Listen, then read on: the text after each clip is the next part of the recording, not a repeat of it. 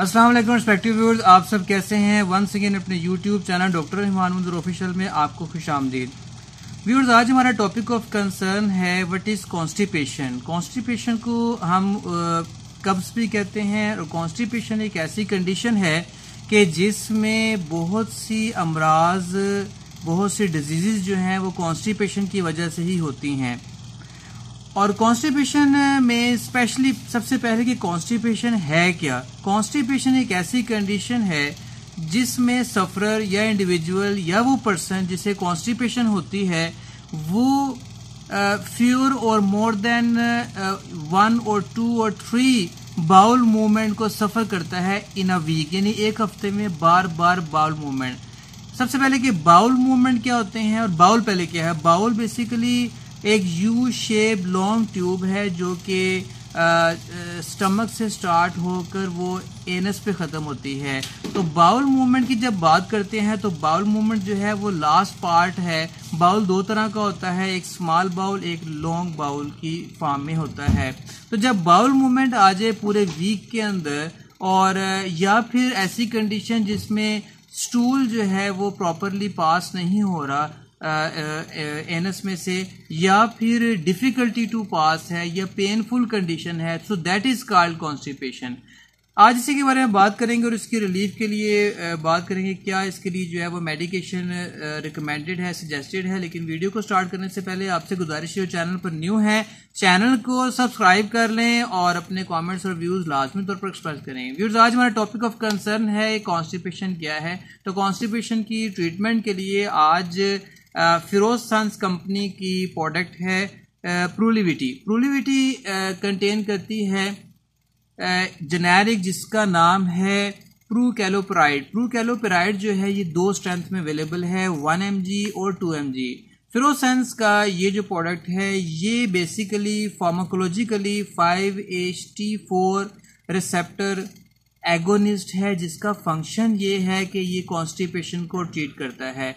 प्रूलिविटी जो हमारे इस वक्त कैमरामैन दिखा रहे हैं स्क्रीन पर, प्रूलिविटी का फंक्शन वाइज अगर देखें तो जब लेग्जेटिव से ट्रीटमेंट नहीं होती कॉन्स्टिपेशन से, तो तब जो है प्रूलिविटी प्रूकैलोपेराइड जो है इस्तेमाल की जाती है। लेग्जेटिव्स बेसिकली वो मेडिसिन्स हैं, वो सब्सटेंसेस हैं जो कि कॉन्स्टिपेशन को ट्रीट करते हैं। तो प्रूलिविटी कॉन्स्टिपेशन को इस कंडीशन में ट्रीट कर रही होती है।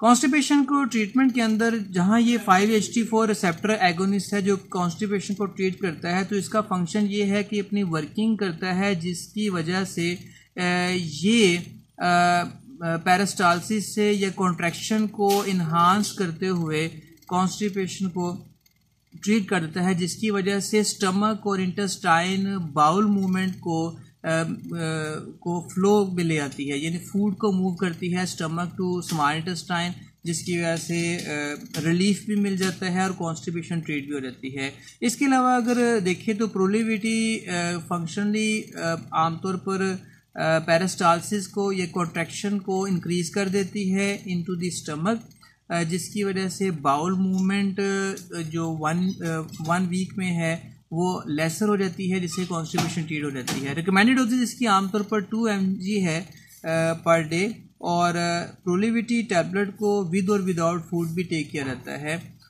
With plenty of water. प्रूलिविटी की जो सजेस्टेड डोज है वो 1 mg 2 mg होती है, लेकिन 1 mg डोज से भी स्टार्ट किया जा सकता है। प्रूकैलोपेराइड जो कि 5-HT4 रिसेप्टर एगोनिस्ट है, इसको प्रेगनेंसी के अंदर भी दिया जाता है जब क्लियरली अंडरस्टूड हो जाता है, but as directed by doctor और हेल्थ केयर प्रोफेशनल फार्मासिस्ट से। और इसके जो बेनिफिट्स हैं, अगर बेनिफिट्स की बात करें तो जहाँ पर लेग्जेटिव से ट्रीटमेंट नहीं होती वहाँ प्रूलिविटी जो फिरोज सन्स की प्रोडक्ट है इसको जो है वो लाजमी तौर पर दिया जाता है। लेग्जेटिव से ट्रीटमेंट के लिए जहाँ हम कॉन्स्टिपेशन को फाइबर से और इसके अलावा जो है वो लेग्जेटिव से ट्रीट करते हैं, जैसे कि मोर वेजिटेबल्स हैं, मोर फ्रूट्स हैं।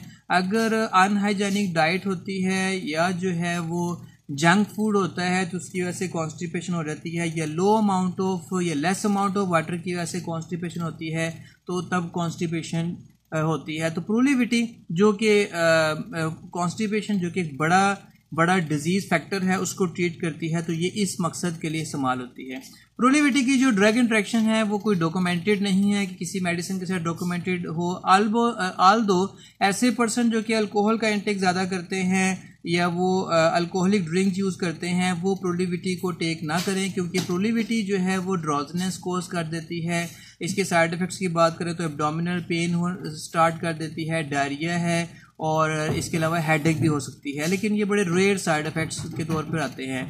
प्रोलीविटी की अगर डोजेज की, इंडिकेशंस की, एडवर्स इफेक्ट्स और ड्रग इंट्रैक्शंस की बात के बाद प्रिकॉशंस की बात करते हैं तो आमतौर पर प्रोलीविटी टैबलेट को मेडिकल कंडीशन, एज के लिहाज से दिया जाता है, इसको फौरी तौर पर रिकमेंड नहीं किया जाता। अबव 18 ईयर्स एज में प्रोलीविटी टैबलेट को रिकमेंड किया जाता है, सजेस्ट किया जाता है। ये थे प्रोलीविटी की बारे में सारी इन्फॉर्मेशन। खासतौर पर अगर टेम्परेचर की बात करते हैं तो बिलो 27 डिग्री सेल्सियस प्रोलीविटी का नॉर्मल टेम्परेचर है जिसमें टेक किए जाते हैं। उम्मीद करते हैं कि ये सारी इन्फॉर्मेशन जो है वो आप इससे जो है वो यूज़फुल रिजल्ट्स हासिल कर चुके होंगे। अपना पूरी फैमिली का ख्याल रखिएगा। पाकिस्तान पाए। डॉक्टर साहब क्या हाल है?